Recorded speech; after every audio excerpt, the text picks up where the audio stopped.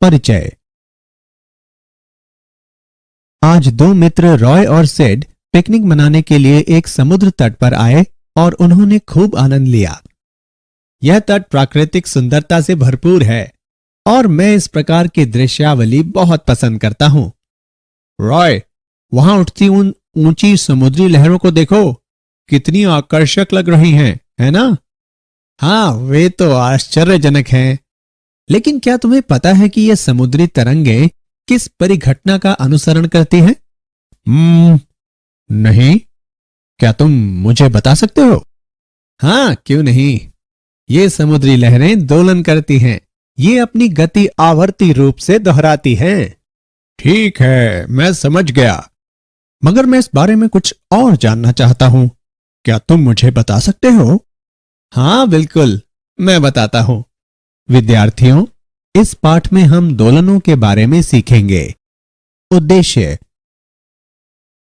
इस पाठ के अंत में आप निम्न करने में सक्षम हो जाएंगे: दोलनों और शब्दावलियों को परिभाषित करना, सरल आवर्त गति को समझना, सरल आवर्त गति को एक समान वर्तुल गति के साथ विश्लेषित करना, सरल आवर्त गति में वेग और त्वरण की गणना करना, सरल आवर्त गति के लिए बल के नियम को परिभाषित करना, सरल आवर्त गति में ऊर्जा की गणना करना, कमानी दोलन को विश्लेषित करना, सरल लोलक के बारे में जानना, अवमंदित सरल आवर्त गति को समझना, प्रणोदित दोलनों तथा अनुनाद को समझना।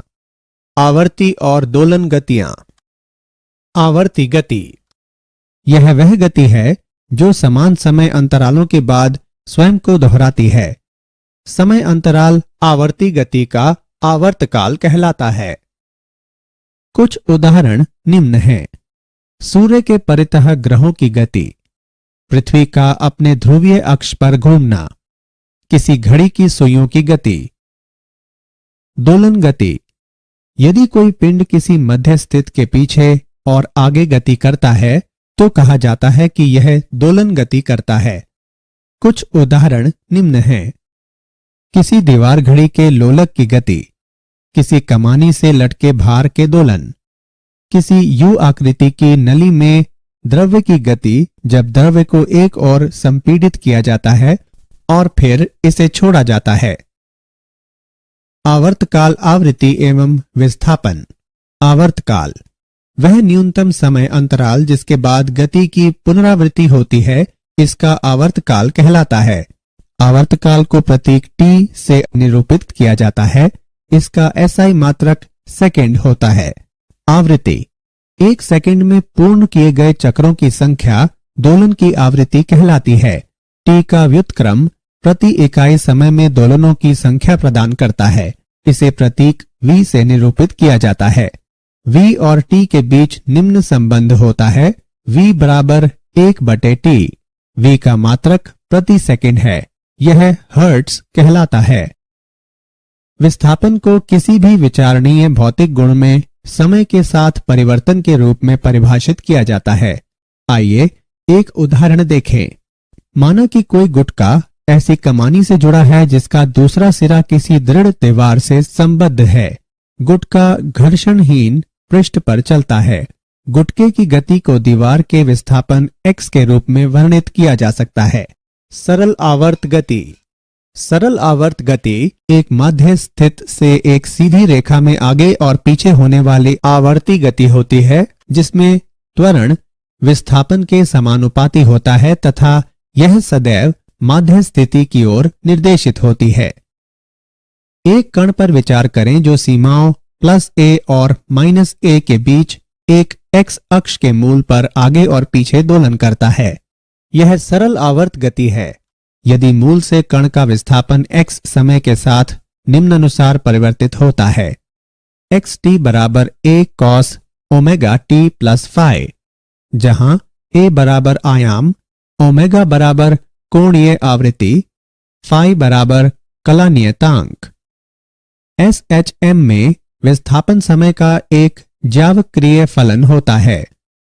सरल आवर्त गति तथा एक समान वर्तुल गति।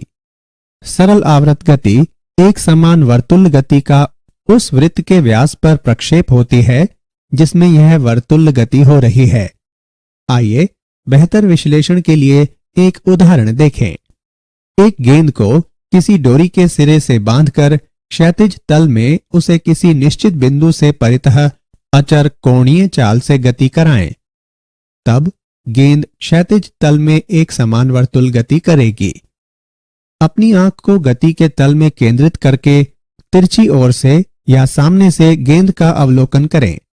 गेंद एक क्षैतिज रेखा के अनुदिश इधर उधर गति करती प्रतीत होगी, जिसमें घूर्णन का बिंदु मध्य बिंदु होगा। इसके विकल्प रूप में आप वृत्त के तल के लंबवत गेंद की परछाई को किसी दीवार पर भी देख सकते हैं। इस प्रक्रिया में हम जो कुछ अवलोकन करते हैं वास्तव में वह हमारी दृष्टि की दिशा के अभिलंबवत व्यास पर गेंद की गति होती है। सरल आवर्त गति में वेग तथा त्वरण। एक समान आवर्त गति में एक कण की चाल v इसकी कोणीय चाल ओमेगा गुने वृत्त a की त्रिज्या है।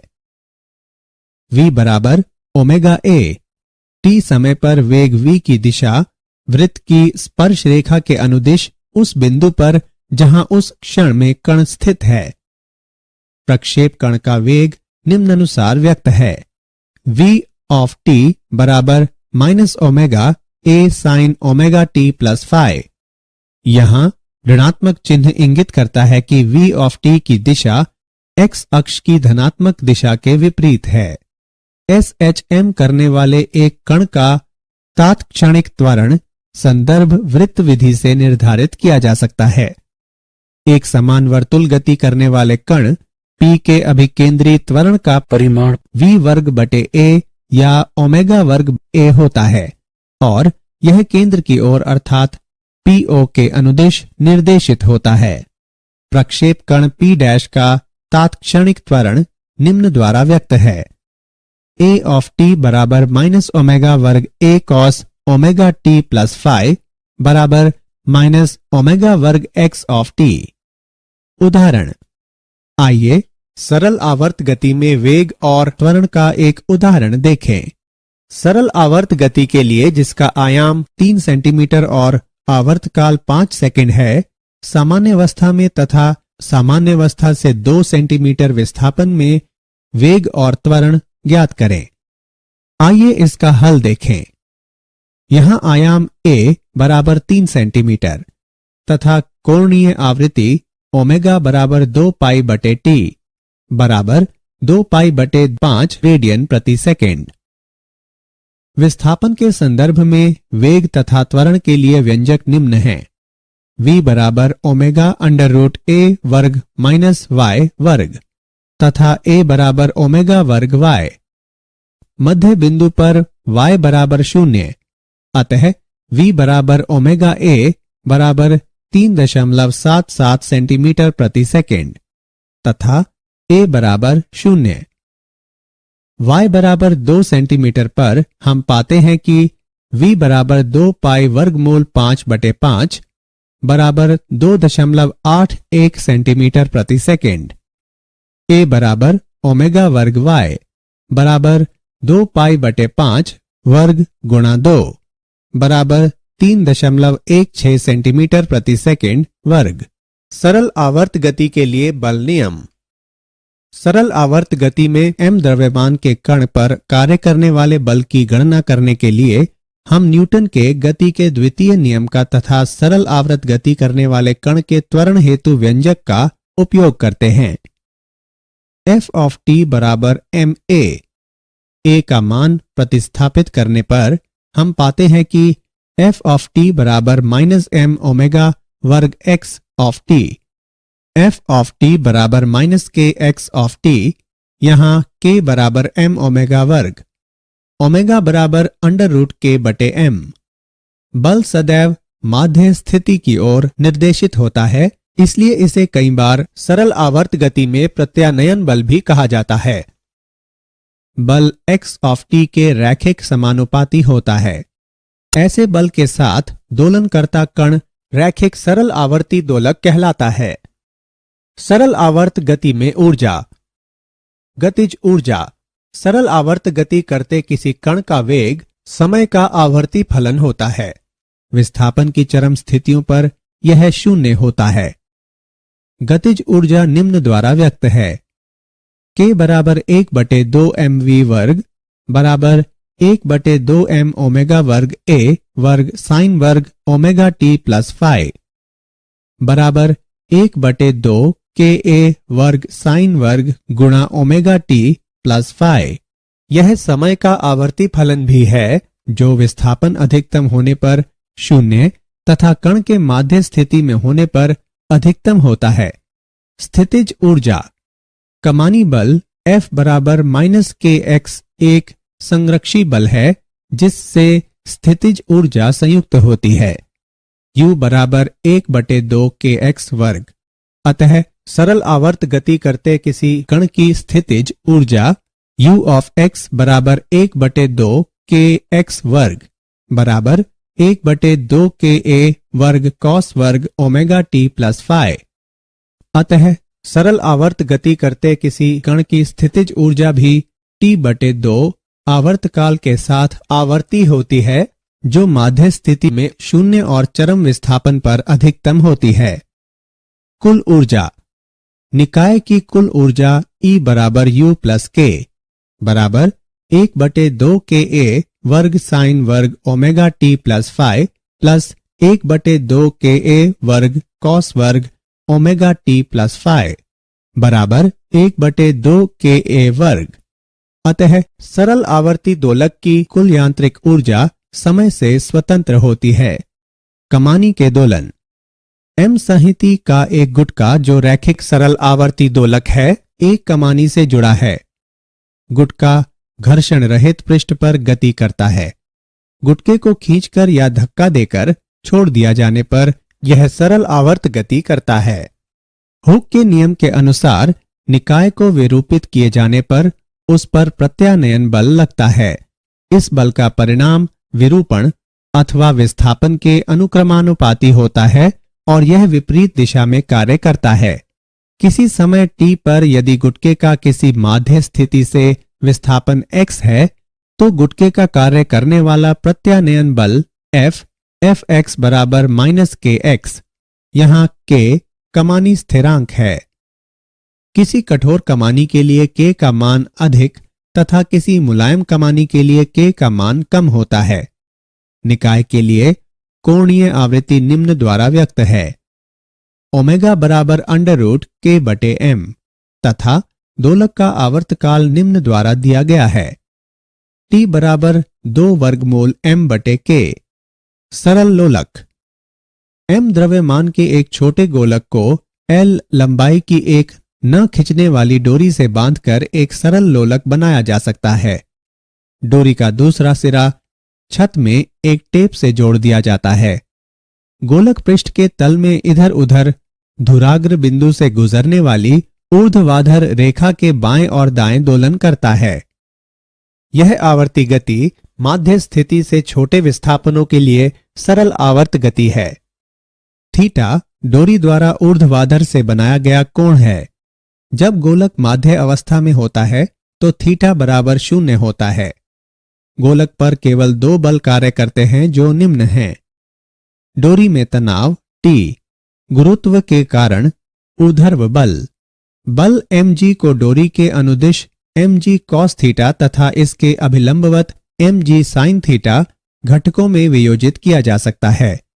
स्पर्श रेखीय घटक लोलक के धुराग्र बिंदु के परितः एक प्रत्यानन बल आघूर्ण उत्पन्न करता है। यह बल आघूर्ण सदैव गोलक के विस्थापन के विपरीत कार्य करता है ताकि वह गोलक को उसकी केंद्रीय अवस्थिति की ओर वापस ला सके।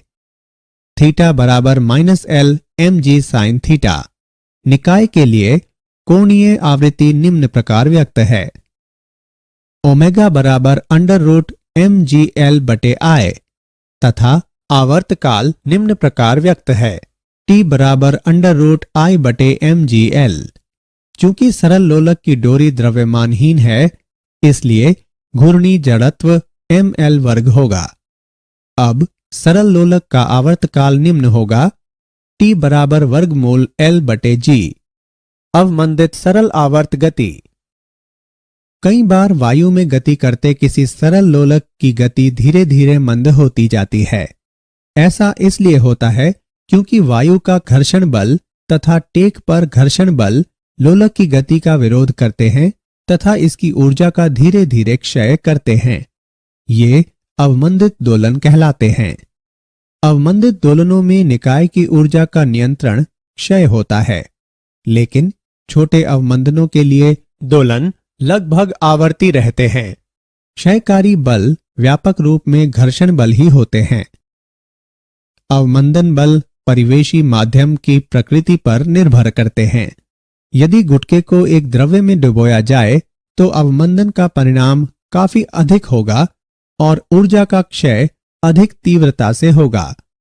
अवमंदन बल सामान्यतः गोलक के वेग के अनुक्रमानुपाती होता है तथा यह वेग की दिशा के विपरीत कार्य करता है।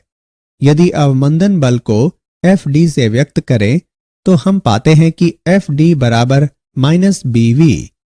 प्रणोदित दोलन। जब किसी सरल लोलक को छोड़ा जाता है तो यह अपनी स्वाभाविक आवृत्ति ओमेगा के साथ दोलन करता है और ये दोलन मुक्त दोलन कहलाता है। सभी मुक्त दोलन सदैव उपस्थित रहने वाले अवमंदन बलों के कारण समय के साथ समाप्त हो जाते हैं। जब कोई बाह्य बल दोलनों को बनाए रखता है तो ये दोलन परिचालित या प्रणोदित दोलन कहलाते हैं। बाह्य बल स्वयं आवर्ती होता है जिसकी आवृत्ति ओमेगा डी परिचालित आवृत्ति कहलाती है। निकाय अपनी प्रवृत्ति आवृत्ति ओमेगा के साथ दोलन नहीं करता बल्कि बाह्य बल की आवृत्ति ओमेगा डी के साथ दोलन करता है। अनुनाद। परिचालक आवृत्ति का वस्तु के दोलन के प्राकृतिक आवृत्ति के बराबर होने की स्थिति में दोलन के आयाम के अधिकतम होने की परिघटना को अनुनाद कहते हैं। आइए इसे एक उदाहरण से समझें। विभिन्न लंबाइयों के 5 सरल लोलक एक ही डोरी से लटकाए गए हैं। लोलकों 1 और 4 की लंबाइयां बराबर हैं तथा अन्य की लंबाइयां भिन्न हैं। अब हम लोलक 1 को गतिमान करते हैं। संबद्ध डोरी से होकर ऊर्जा उस लोलक से अन्य लोलकों को स्थानांतरित होती है जिसके फलस्वरूप वे भी दोलन करने लगते हैं। परिचालन बल संबद्ध डोरी द्वारा प्रदान किया गया है। इस बल की आवृत्ति लोलक 1 के दोलन की आवृत्ति के समान होती है। लोलकों 2, 3 और 5 की अनुक्रियाएं हैं। वे पहले विभिन्न आयामों से अपनी अपनी प्राकृतिक आवृत्तियों के दोलन करते हैं, परंतु यह गति अवमंदित हो जाती है और बनी नहीं रह पाती। लोलक 4 की अनुक्रिया लोलकों के इस सेट के विपरीत होती है। यह लोलक 1 के समान आवृत्ति के साथ दोलन करता है और इसका आयाम धीरे धीरे बढ़ता हुआ काफी अधिक हो जाता है। अनुनाद की भांति अनुक्रिया देखी जाती है। मूल्यांकन। आगे बढ़ने से पहले आइए देखें कि आपने कितना सीखा। सही विकल्प को उठाकर उसके संगत स्थान पर रखें। क्या आप जानते हैं गति के मध्य बिंदु पर स्थितिज ऊर्जा न्यूनतम होती है और अधिकतम विस्थापन पर स्थितिज ऊर्जा अधिकतम होती है। ज्वारीय बलों के कारण समुद्र तल ऊपर उठता और नीचे गिरता है और बनने वाली ज्वारीय धाराओं की दोलन गति होती है। 1656 में डच वैज्ञानिक क्रिश्चियन हजेंस ने पहली पेंडुलम घड़ी का निर्माण किया। तत्समय प्रचलित यांत्रिक घड़ियों की तुलना में यह महत्वपूर्ण सुधार था। इनकी सर्वोत्तम शुद्धता को प्रतिदिन 15 मिनट के विचलन से बढ़ाकर प्रतिदिन लगभग 15 सेकंड तक कर दिया गया। सारांश। आइए हमने जो कुछ सीखा है उसे संक्षेप में दोहराएं। वह गति जो समान समय अंतरालों के बाद खुद को दोहराती है आवर्ती गति कहलाती है। यदि कोई पिंड किसी माध्य स्थित से पीछे और आगे की गति करता है तो कहा जाता है कि यह दोलन गति करता है। 1 सेकंड में पूर्ण किए गए चक्रों की संख्या दोलन की आवृत्ति कहलाती है। विस्थापन को किसी भी विचारणीय भौतिक गुण में समय के साथ परिवर्तन के रूप में परिभाषित किया जाता है।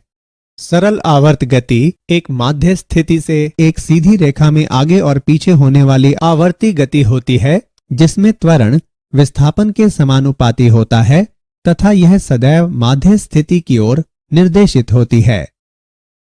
सरल आवर्ती दोलक की कुल यांत्रिक ऊर्जा समय से स्वतंत्र होती है।